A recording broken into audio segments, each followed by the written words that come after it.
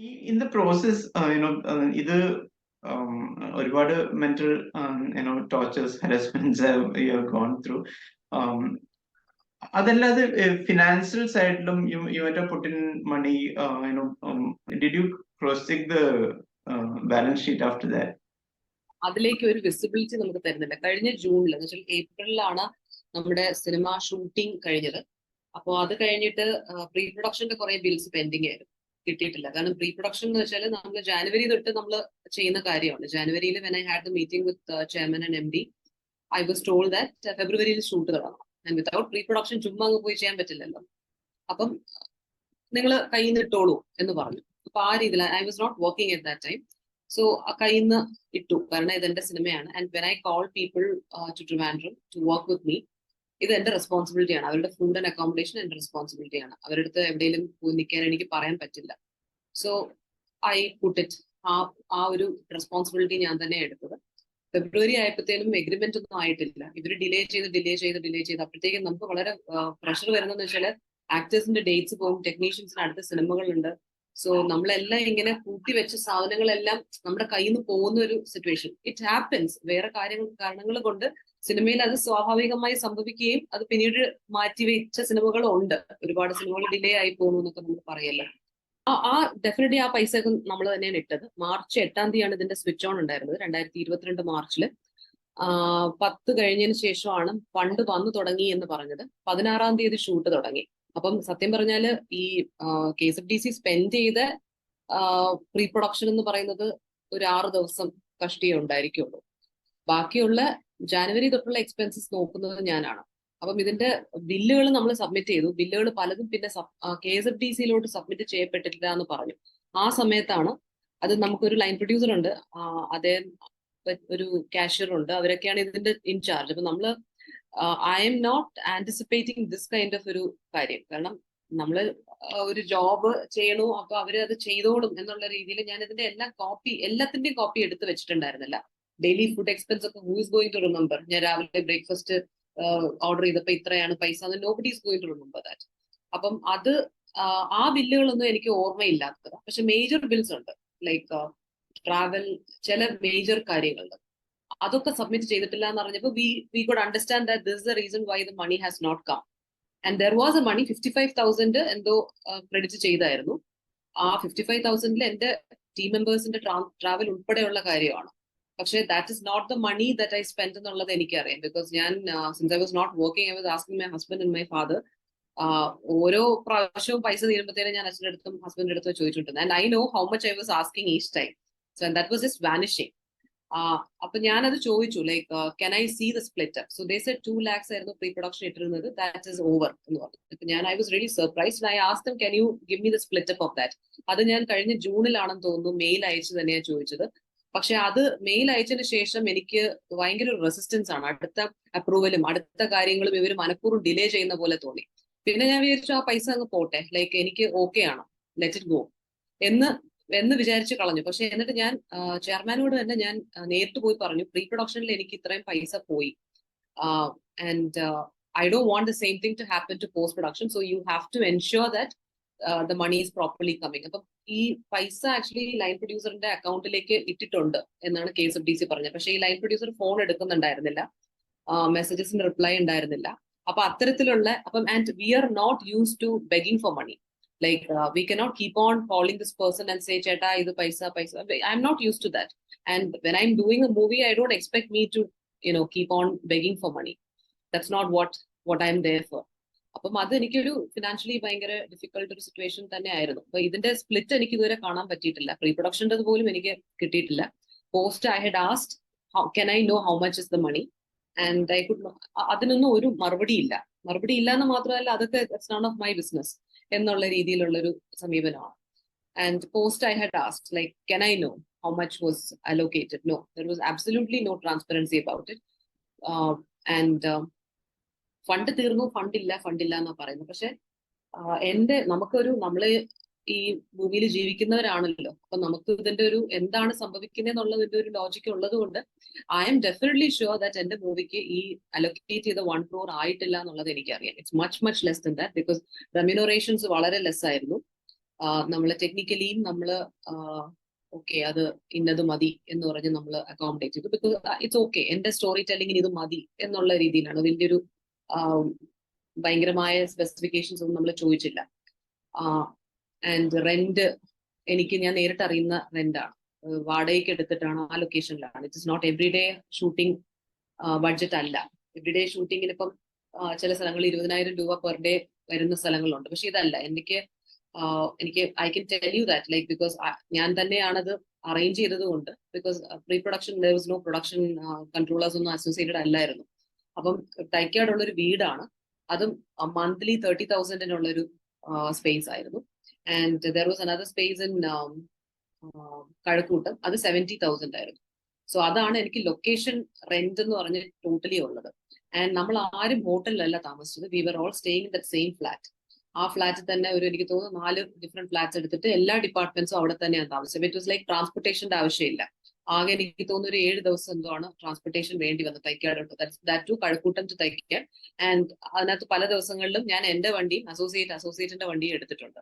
And നമുക്കൊന്നും ഇതിന്റെ പെട്രോളിന്റെ പൈസ ഒന്നും തന്നിട്ടുമില്ല, because it is like we have to go anyways. അപ്പൊ ഞാൻ അങ്ങനെ ചെയ്തിട്ടുണ്ട്. ആൻഡ് സിനിമയിൽ ഉപയോഗിച്ച വാഹനങ്ങളെല്ലാം നമ്മുടെ വാഹനങ്ങളാണ് എല്ലാം. അതിന്റെയും petrol expenses we have in got, which is okay. I mean ഇത് എന്റെ സിനിമയ്ക്ക് വേണ്ടി ഞാൻ ചെയ്യുന്നു. ഇതിന്റെ ആർട്ട് പ്രോപ്പർട്ടീസ് ഒക്കെ പലതും എനിക്ക് തോന്നുന്നു എന്റെ വീട്ടില് ഒട്ടുമിക്ക സാധനങ്ങളും ഞാൻ അങ്ങോട്ട് കൊണ്ടുപോയി വന്നിട്ടുണ്ട്. And in fact like the actors were also teasing me. കാരണം അവിടെ ഉപയോഗിച്ച ചെടികൾ വരെ എന്റെ വീട്ടിൽ നിന്ന് കൊണ്ടുവന്ന ചെടികളുണ്ട്. ഇന്റീരിയർ പ്ലാൻസ് ഒക്കെ, മാലതിയുടെ ബാൽക്കണിയിലുള്ള കംപ്ലീറ്റ് സെറ്റപ്പ്, അതിന്റെ വയ്ക്കേണ്ട സാധനങ്ങളെല്ലാം എന്റെ വീട്ടിൽ നിന്ന് കൊണ്ടുപോയതാണ്. Money plant, everything, plants, sofa, washing machine, പാത്രങ്ങൾ, every single thing.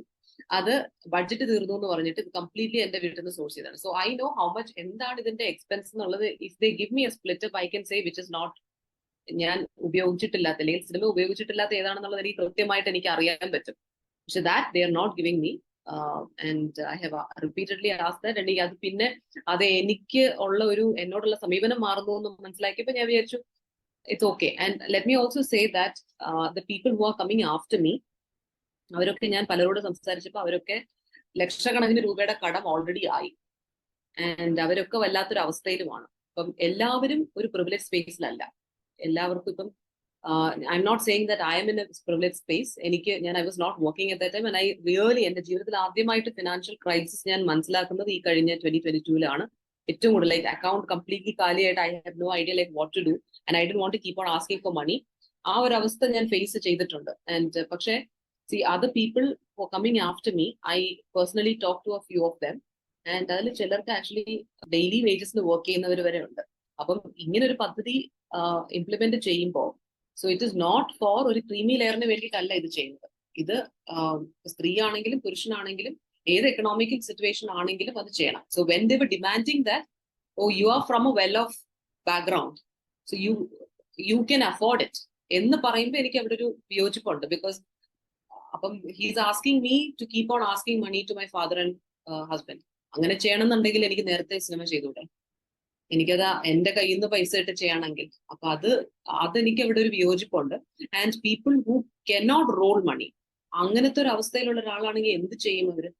What can they do? അവരൊരു വല്ലാത്തൊരു അവസ്ഥയിലായി, മാനസികമായിട്ടും ഫിനാൻഷ്യലിയും ഒക്കെ അവർ വല്ലാത്തൊരു അവസ്ഥയിലായി പോകും, വല്ലാത്തൊരു ഭ്രാന്തായി പോകും, ഫ്രസ്ട്രേറ്റഡ് ആയി പോകും, ചെയ്യാനും പറ്റുന്നില്ല അവരുടെ everyday life. And film officer actually നമ്മളോട് ജോലി റിസൈൻ ചെയ്യാം. എനിക്ക് ജോലി അന്ന് ഉണ്ടായിരുന്നില്ല, പക്ഷെ പലരോടും നിങ്ങൾക്ക് ഇനി ജോലി റിസൈൻ ചെയ്യാം, യു ക്യാൻ ബി എന്നുള്ള രീതിയിൽ അങ്ങനെ റിസൈൻ ചെയ്ത ആൾക്കാരുണ്ട്. സോ അവർക്കും ഫാമിലി ഉണ്ട്, അവർക്ക് അവരുടെ എവറിഡേ എക്സ്പെൻസസ് ഉണ്ട്. പുള്ളി അവിടെ ഇരുന്ന്, ഫിലിം ഓഫീസർ അവിടെ ഇരുന്ന് ഓരോ ഡിലേ ഇൻഡ്യൂസ് ചെയ്യുമ്പോഴത്തേന് ഇത്രയും ആൾക്കാർ സഫർ ചെയ്യുകയാണ് എന്നുള്ളൊരു തിരിച്ചറിവ് ഇവർക്ക് ആർക്കും ഇല്ല. അപ്പൊ അങ്ങനെ കയ്യിൽ നിന്ന് കുറെ പോയിട്ടുണ്ട്. പക്ഷെ November 2022, I got into a job.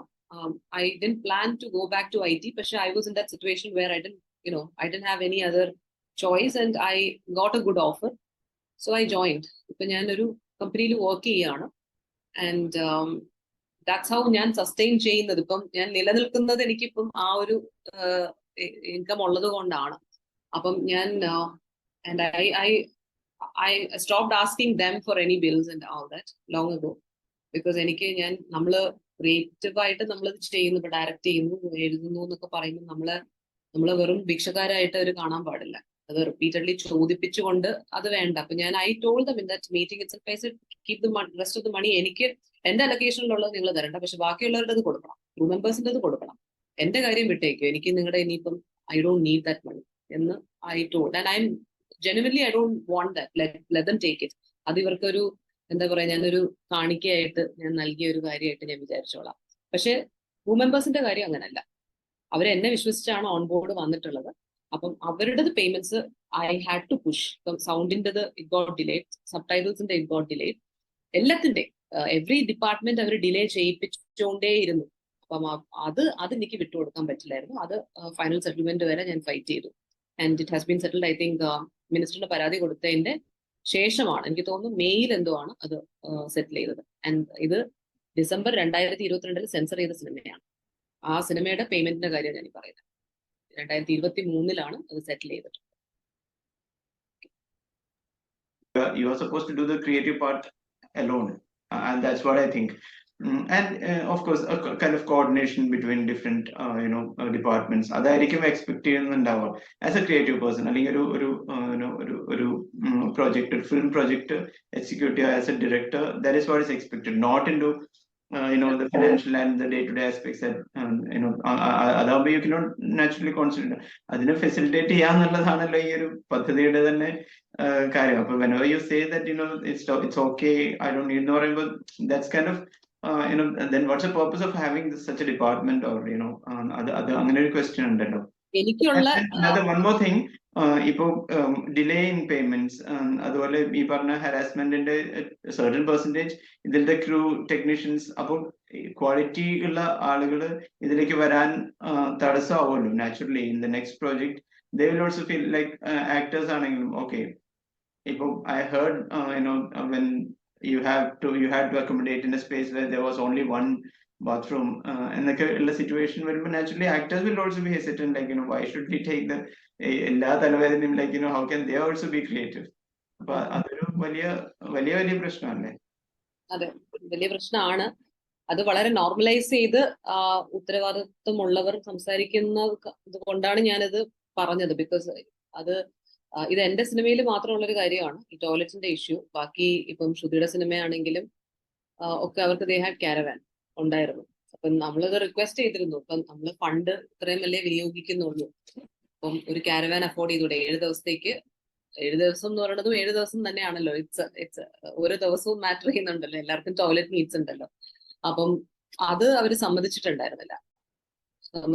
Line producer against ആയിരുന്നു. പിന്നെ ഇത് നമ്മൾ എന്താന്ന് വെച്ചാൽ ചെയ്യാന്നുള്ള രീതിയിൽ അങ്ങ് we have to move on. അപ്പൊ അതൊക്കെ ഉള്ള കാര്യമാണ്. എനിക്ക് തോന്നുന്നില്ല എന്റെ സിനിമയിൽ സഹകരിച്ച ആൾക്കാർക്കൊക്കെ KSFDCയുടെ പ്രശ്നവും ലൈൻ പ്രൊഡ്യൂസർ തന്നിട്ടുള്ള ഇഷ്യൂസും ഒക്കെ അവർക്ക് വളരെ വളരെ ഫെമിലിയർ ആണ്.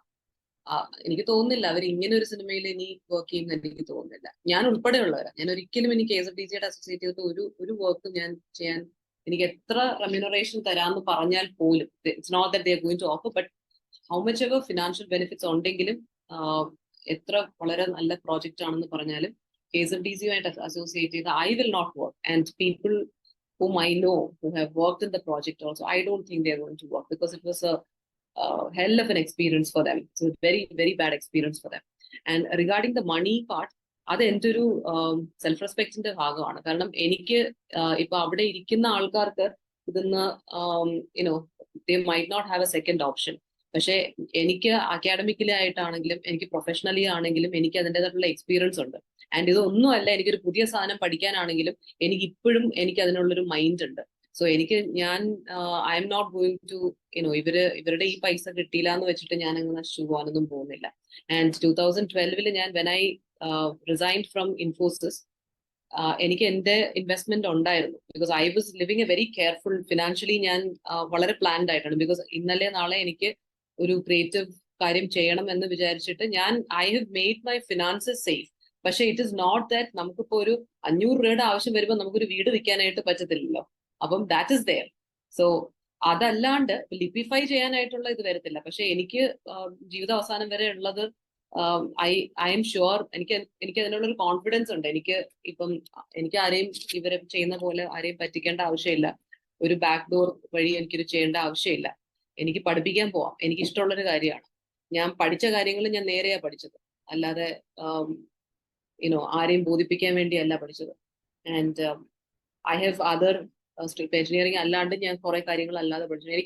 എനിക്ക് കോൺഫിഡൻസ് ഉണ്ട്. ഞാൻ എന്ത് സ്കൂൾ ടീച്ചർ ആണെങ്കിലോ എന്താണെങ്കിലും I will sustain. I don't need there അപ്പൊ അത് ഒരു മീറ്റിംഗില് it was very insulting for me that film officer പറഞ്ഞൊരു കാര്യമുണ്ട്.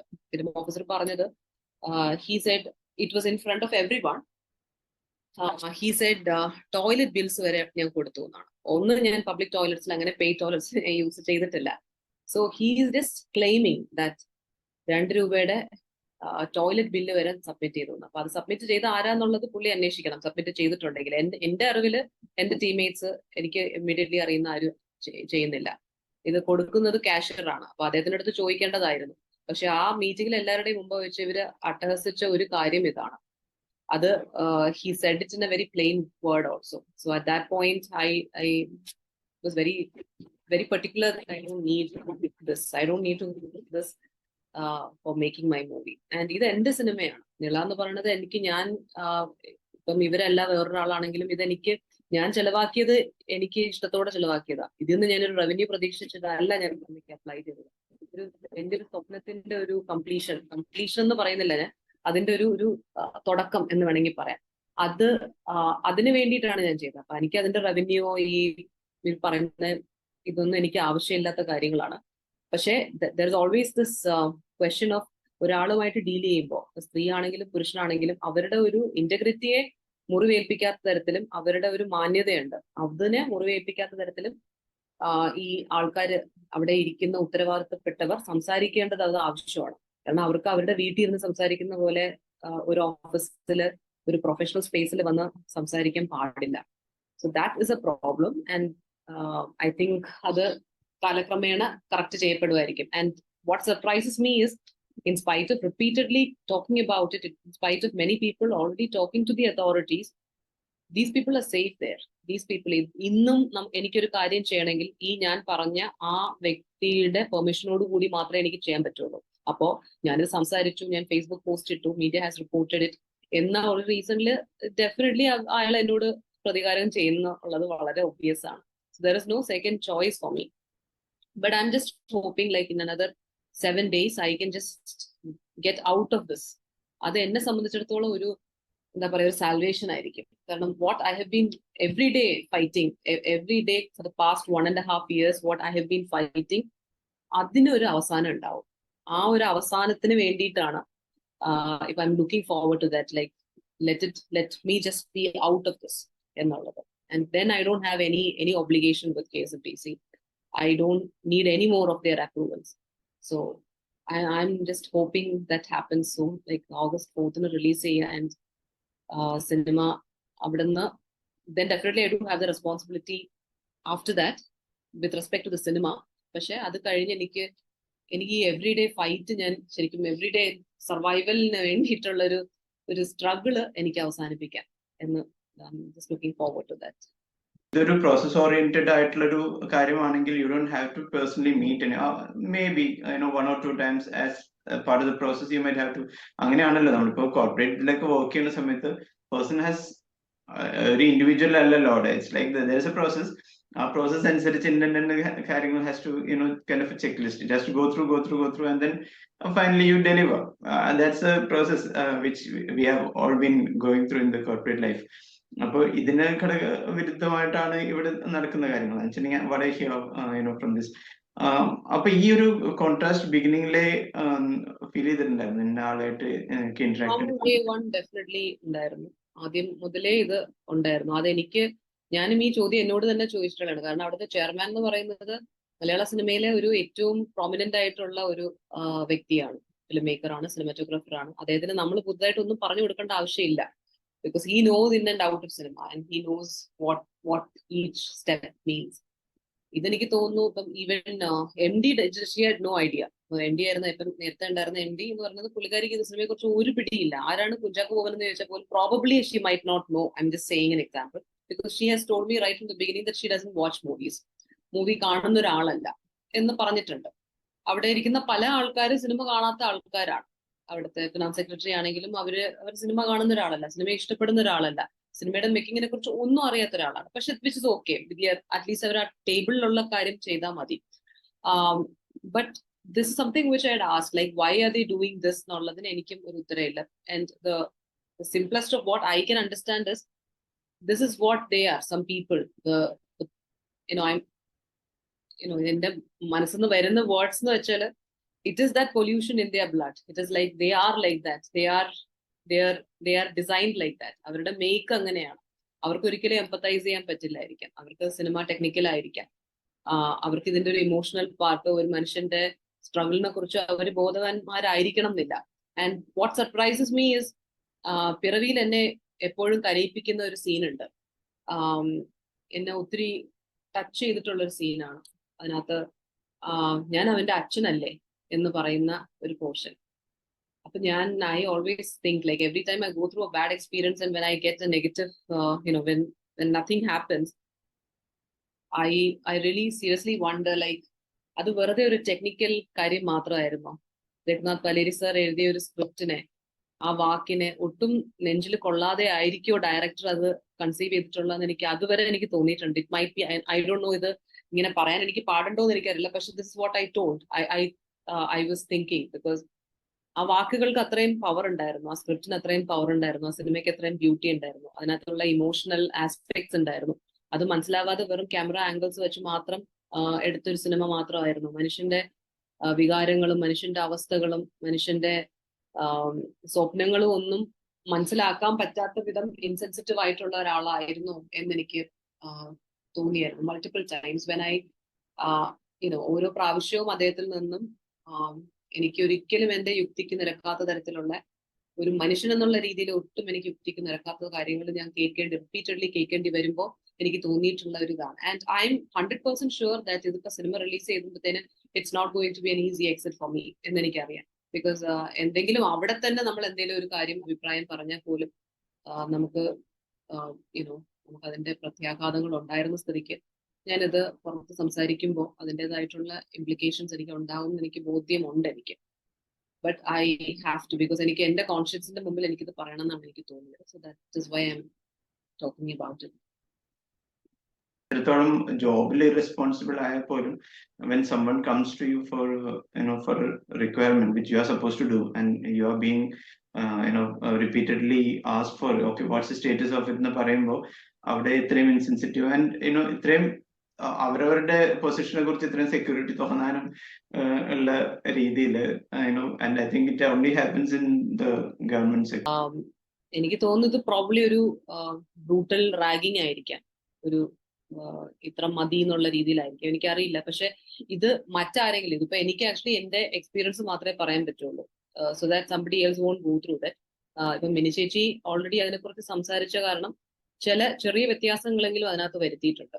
ഇപ്പം മിനി ചേച്ചിയുടെ കേസിൽ പ്രിവ്യൂവിന് പോലും പുള്ളിക്കാരി ഓൺ ദി സ്റ്റേജ് ഉണ്ടായിരുന്നില്ല.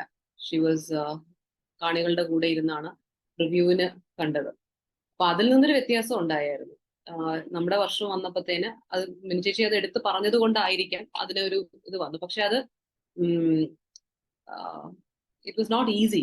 ഒരു അതൊരു ഫേവർ ചെയ്യുന്ന പോലത്തെ ഒരു രീതിയിലാണ്. പക്ഷെ I'm not commenting about that. ഞാൻ വിചാരിക്കുന്നത് തുറന്നു പറച്ചിലുകൾ ഉണ്ടെങ്കിൽ ഈ പ്രോസസ് കുറച്ചുകൂടെ ക്ലീനപ്പ് ആകും എന്നാണ് എനിക്ക് തോന്നുന്നത്.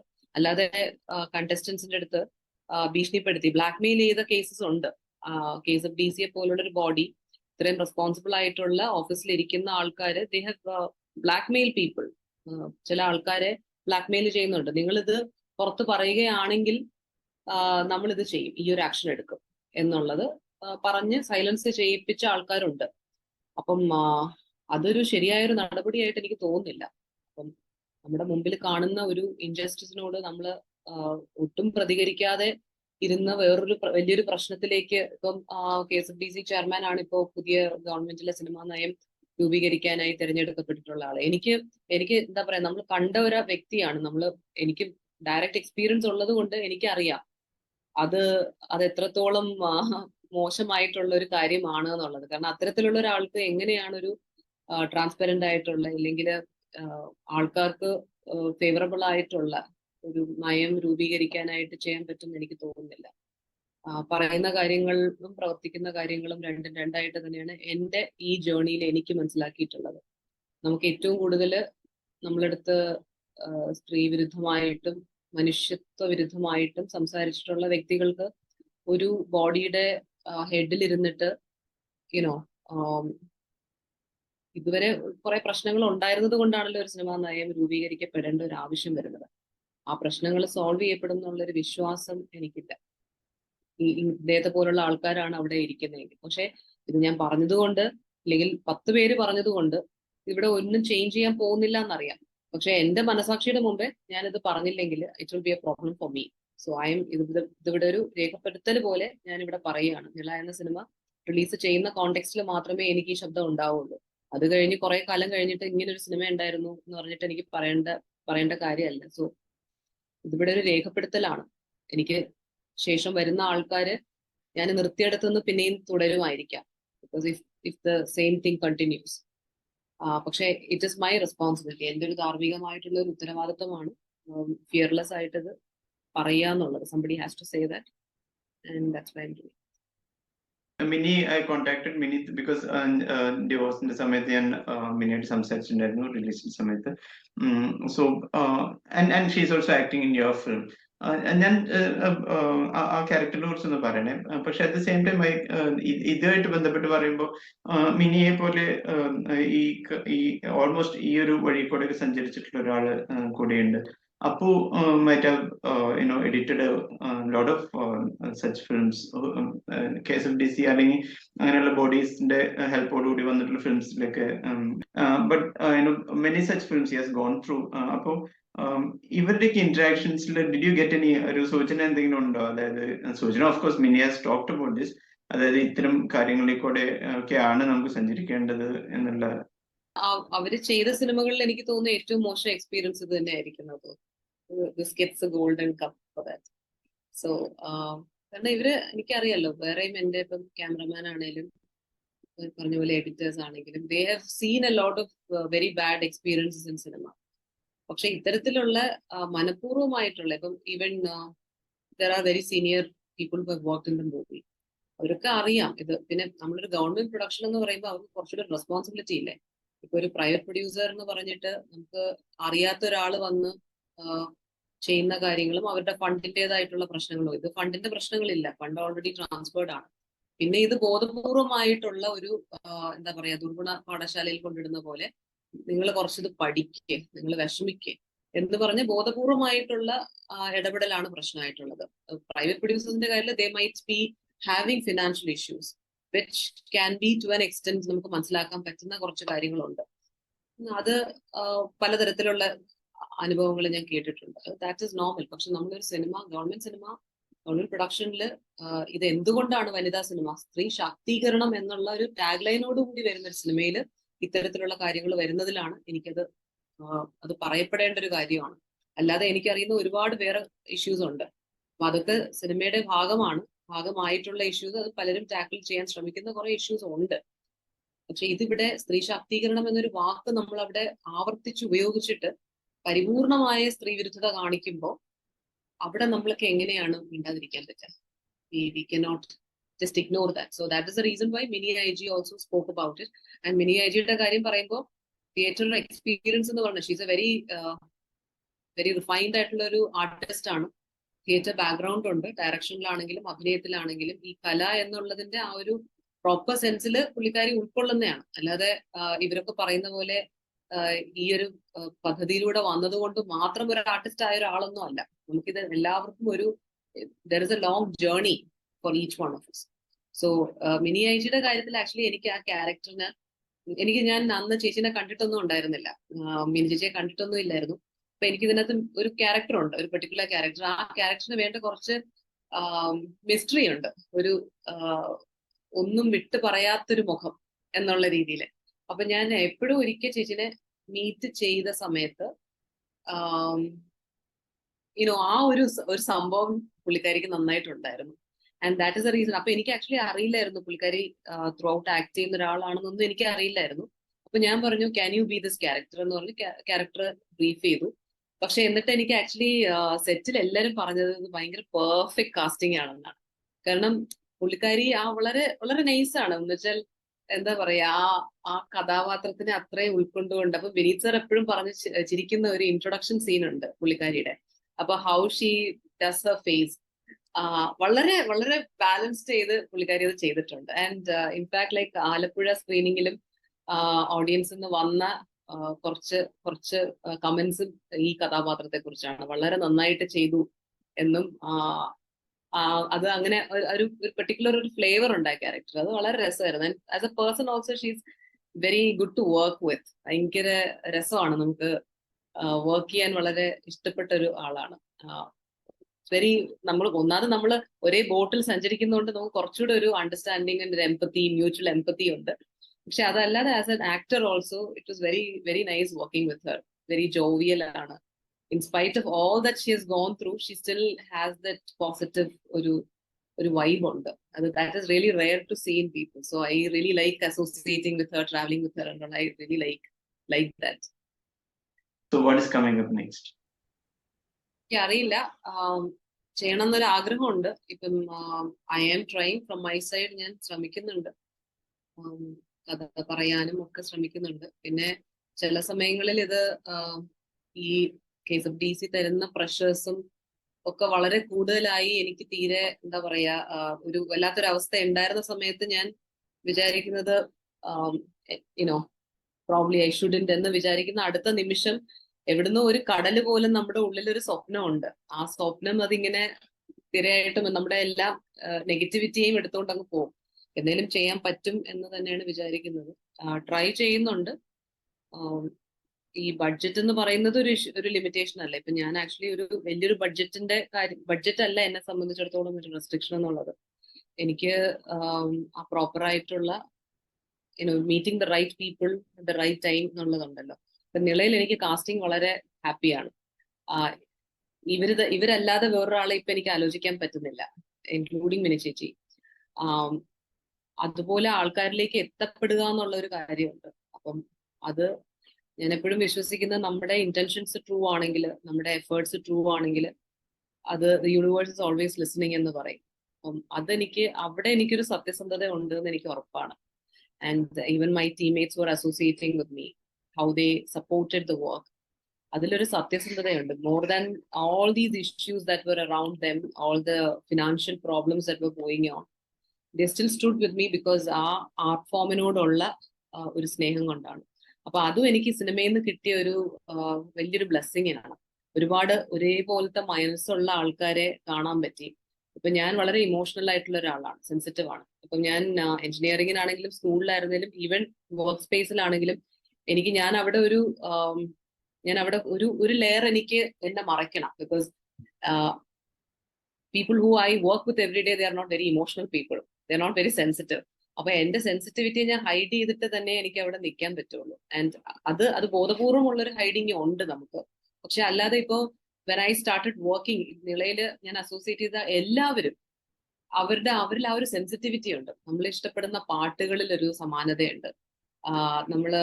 നമ്മളെ വേദനിപ്പിക്കുന്ന ചില കാര്യങ്ങളിൽ ഒരു സമാനതയുണ്ട്.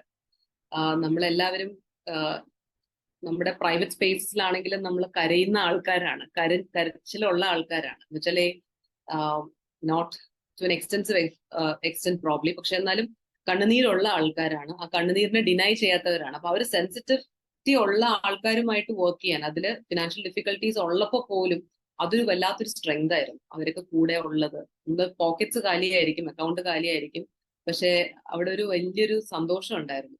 ഒരു ലൈക്ക് മൈൻഡഡ് ആയിട്ടുള്ള ആൾക്കാരുടെ ഒരു കൂട്ടായ്മയാണ് എന്നും. ഇമോഷണലി ഒരു ബോണ്ടിങ് എല്ലാവരുമായിട്ടുണ്ട്. അത് എല്ലാവരുമായിട്ടും ആ ഒരു സെൻസിറ്റിവിറ്റിയുടെ ഒരു ഗ്രൗണ്ടില് എനിക്ക് എന്നെ തന്നെ മറച്ചു വെക്കേണ്ടി വരാത്ത ഒരു സ്പേസ് ആണ് സിനിമ. ഞാനിപ്പോ വർക്ക് ചെയ്ത നിള എന്നുള്ള ടീമിലും I don't have to hide me like I would do in my office space or in college. I didn't have to hide me. I could be myself. And അത് ഞാൻ enjoy ചെയ്തൊരു കാര്യമാണ്. And so അത് കാരണം തന്നെ എനിക്കത് നമുക്ക് ഇനിയും ചെയ്യാനുള്ള ഒരു പ്രേരണ ഉണ്ടാവുമല്ലോ. Like I want to do more. ഇപ്പം എന്താ പറയാ, നമ്മളൊരു ഡ്രോപ്പ് നമ്മൾ ടേസ്റ്റ് ചെയ്തിട്ട് നമുക്ക് പിന്നെയും കൊതി വരുന്ന ഒരു പ്രോസസ്സാണിത്. നിർത്തി വെക്കാൻ പറ്റാത്ത ഒരു പ്രോസസ്സാണ്. അതിനോടുള്ള ഒരു വലിയൊരു സ്നേഹമുണ്ട്. അതെ, പിന്നെ ഈ പറഞ്ഞ പോലെ ഇതെല്ലാം ഐ ബിലീവ് ഇൻ ഒരു ഡെസ്റ്റിനിയും ഒരു അനദർ ഫോഴ്സ് ഉണ്ട് നമ്മളെ എല്ലാ കാര്യങ്ങളും മുമ്പോട്ട് കൊണ്ടുപോകുന്നത്. അപ്പൊ അതിലേക്ക് എനിക്കൊരു വിസിബിലിറ്റി ഇല്ല. But this all I have. അപ്പം 4-ാം തീയതി വരെ മാത്രമേ എനിക്കിപ്പം വിസിബിലിറ്റി ഉള്ളൂ. I don't know what next, but I would definitely want to do more. Wonderful. എനിക്ക് ഇതിന്റെ ഒരു ലേണിംഗ് എന്താണെന്ന് ചോദിക്കണമെന്നുണ്ട്, പക്ഷെ I think it's I don't want you to go through that. ഞാനത് ഉദ്ദേശിക്കുന്നത് like as rightly said, like ഇതിൽ യാതൊരു പ്രിവിലേജസും ഇല്ലാതെയും ഇത് വലിയ ഒരു സ്വപ്നമായിട്ട് ഇവിടുന്ന് നിധി കിട്ടും എന്നുള്ള രീതിയിലല്ല, but they will be there to support you എന്നുള്ള പ്രതീക്ഷയിൽ വരുന്ന ആളുകൾ ഉണ്ടാവാം.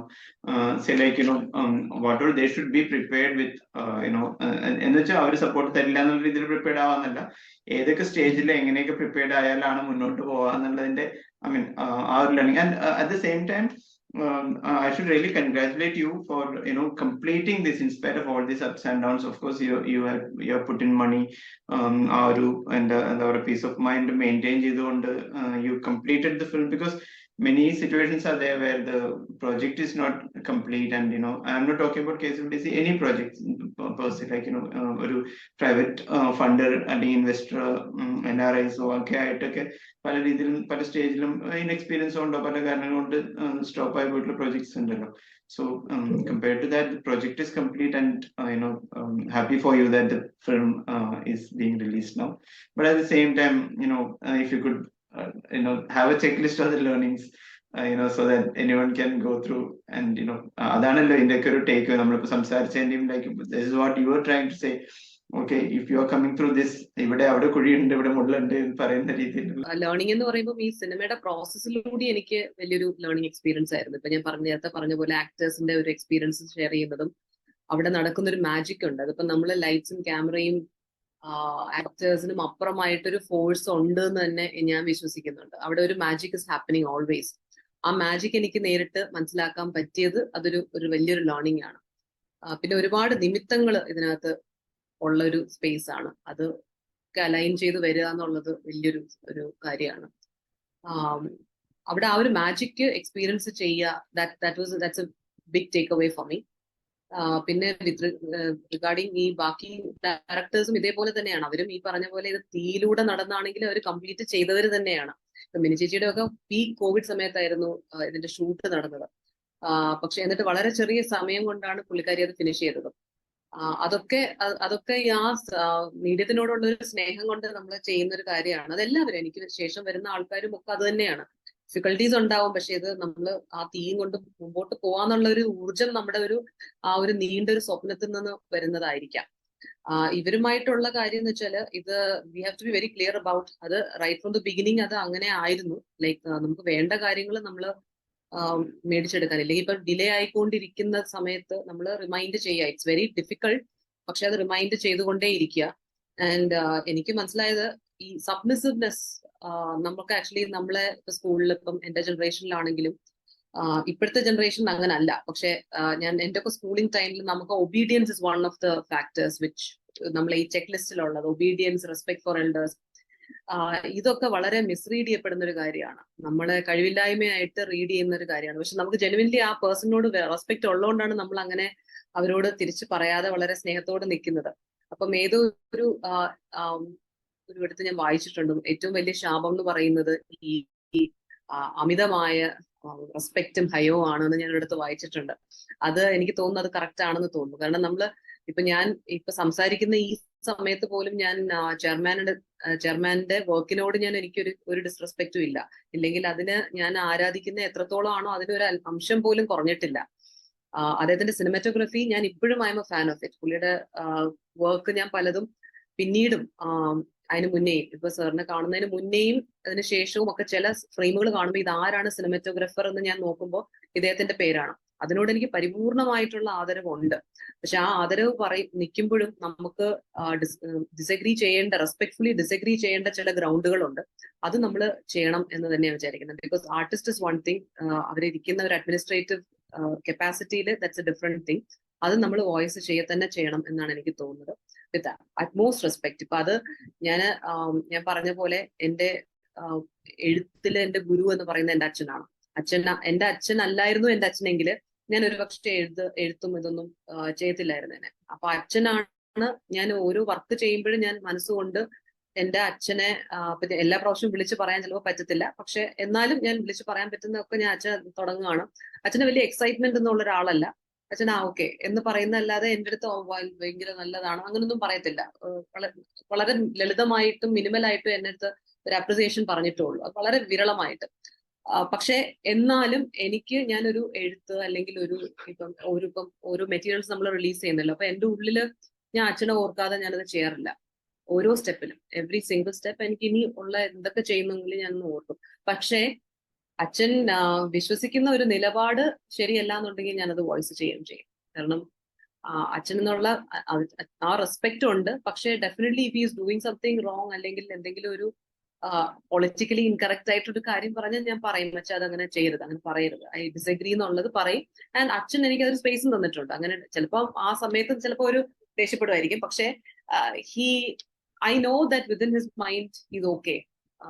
അതങ്ങനെ എന്റെ നിലപാടുള്ളതിന് അച്ഛന് വലിയ പ്രശ്നം ഉണ്ടെന്ന് എനിക്ക് തോന്നില്ല. സോ എനിക്ക് ഏറ്റവും വലിയ ഒരു സ്ഥാനമാണ് അവിടെ എന്റെ ഒരു ഗുരു എന്നുള്ള രീതിയിൽ. അച്ഛന്റെ പേര് ചോദിക്കുന്നു, ഞാൻ നേരത്തെ വിചാരിച്ചായിരുന്നു അച്ഛന്റെ പേര്. അച്ഛൻ എഴുതുന്ന രവി ശ്രീധർ എന്നുള്ള പേരിലാണ്. അച്ഛന്റെ ഒരു പുസ്തകം വന്നു, അടുത്ത പുസ്തകം ഇപ്പൊ വരാൻ പോകുന്നു. രവി ശ്രീധർ എന്നാണ് അച്ഛൻ എഴുത്തിന്റെ പെൻനെയിം ഇതാണ്, അല്ലാതെ ശരിക്കുള്ള പേര് രവീന്ദ്രൻ നായർ എന്നാണ്. Because it's a common name, he changed it to Ravi Sreedhar. Sreedhar അപ്പൂപ്പന്റെ പേര്. അപ്പൊ അങ്ങനെ അതാണ് അച്ഛന്റെ പേര്, അതാണ്. So what I saying is അത്തരത്തില് അതും എനിക്കൊരു ലേണിംഗ് ആണ്. നമ്മള് ആദരിക്കുന്ന ആൾക്കാരുണ്ട്, അവരുടെ വർക്കിനെ നമ്മൾ ആദരിക്കുന്നുണ്ട്, നമ്മൾ റെസ്പെക്ട് ചെയ്യുന്നുണ്ട്, വർഷിപ്പ് ചെയ്യുന്നുണ്ട്. അത് അങ്ങനെ തന്നെ നിലനിർത്തിക്കൊണ്ട് അവരുടെ നിലപാടുകൾ നമുക്ക് ഡിസഗ്രി ചെയ്യേണ്ടത് ആവശ്യമാണ് എങ്കിൽ അത് നമ്മൾ ഡിസഗ്രി തന്നെ ചെയ്യണം. അവിടെ ചോദ്യം ചെയ്യലുകൾ ഇൻ എ റെസ്പെക്ട്ഫുൾ വേ ആവശ്യമുണ്ടെങ്കിൽ നമ്മളത് തന്നെ ചെയ്യണം എന്ന് എനിക്ക് തോന്നുന്നുണ്ട്. ആൻഡ് സബ്മിസിവ്നെസ് ഇസ് നോട്ട് ഒരു ക്വാളിറ്റി ആയിട്ട് എനിക്ക് തോന്നുന്നില്ല. നമ്മൾ പാവം കുട്ടി എന്ന് പറയില്ലേ, പാവം കുട്ടികളെ അല്ല ഇന്നത്തെ ലോകത്തിന് ആവശ്യം എന്ന് തോന്നുന്നു. നമുക്ക് നമ്മുടേതായിട്ടുള്ള ഒപ്പീനിയൻസ് ഉണ്ടാവണം. അത് ഈ പറഞ്ഞ പോലെ മാന്യമായിട്ട് നമുക്കത് കമ്മ്യൂണിക്കേറ്റ് ചെയ്യാമല്ലോ. It's not that you have to fight every time. But അത് എനിക്കും ഇവിടെ ഈ ഒരു സ്പേസിലും എനിക്ക് തോന്നിയിട്ടുള്ളത് അതാണ്. We don't have to be submissive, we don't have to be silent and go through everything, all the problems silently because they have proved, because they are older, right? Because എനിക്കിപ്പം എന്റെ പ്രായത്തിനേക്കാൾ വളരെ ചെറിയ കുട്ടികളുടെ അടുത്ത് അവർക്ക് ഒപ്പീനിയൻസ് ഉണ്ടല്ലോ. എന്റെ കുട്ടികൾക്ക് they have their opinions. Even ഇപ്പൊ കിൻഡർ ഗാർഡനിൽ പഠിക്കുന്ന കുട്ടികൾക്ക് അവരുടേതായിട്ടുള്ള ലൈക്സ് ആൻഡ് ഡിസ്ലൈക്സ് ഉണ്ട്, ഒപ്പീനിയൻസ് ഉണ്ട് ഇന്നത്തെ കാലത്ത്. അത് നമ്മൾ മാനിക്കുന്നതിലാണ് നമ്മുടെ ഒരു എന്താ പറയാ, നമ്മൾ അവിടെ ചെറുതായി പോവല്ല ചെയ്യണം. അത് ഇൻക്ലൂഡ് ചെയ്തിട്ട് ഇൻക്ലൂസീവ് ആയിട്ട് ചെയ്യാന്നുള്ളതുണ്ട്. അത് that has to happen by senior people also എന്നാണ് എനിക്ക് തോന്നുന്നത്. Yeah, that's what I have to say. I hope I answered your question. Yeah, totally agree. കാരണം ഇത് റെസ്പെക്റ്റിനെ സബ്മിസീവ്നെസ് ആയിട്ടും അല്ലെങ്കിൽ അവർക്ക് അതിനുള്ള കഴിവില്ല എന്ന് ജഡ്ജ് ചെയ്യുന്നതായിട്ടൊക്കെയുള്ള പല സിറ്റുവേഷൻസ്. ഈവൻ അതെനിക്ക് തോന്നുന്നു ഇപ്പൊ you rightly said like the kind of convent or missionary kind of education system that was prevailing in your time, even in my time also. Thank you so much for your time.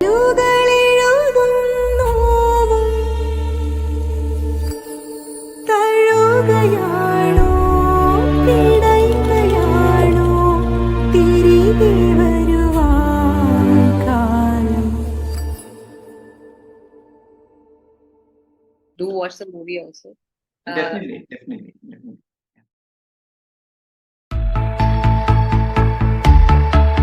ജനങ്ങൾക്ക് ആശ്വാസവുമായി Aswas community pharmacy. English മരുന്നുകൾ 15 മുതൽ 65% വരെ വിലക്കുറവിൽ. ഗുണനിലവാരമുള്ള മരുന്നുകൾ ഫാർമസിസ്റ്റുകളുടെ കരങ്ങളിലൂടെ. ഇന്ത്യയിൽ ആദ്യമായി registered ഫാർമസിസ്റ്റുകളാൽ രൂപീകൃതമായ സംരംഭം Aswas community pharmacy, the fastest growing chain pharmacy in India. Quality medicines through qualified hands.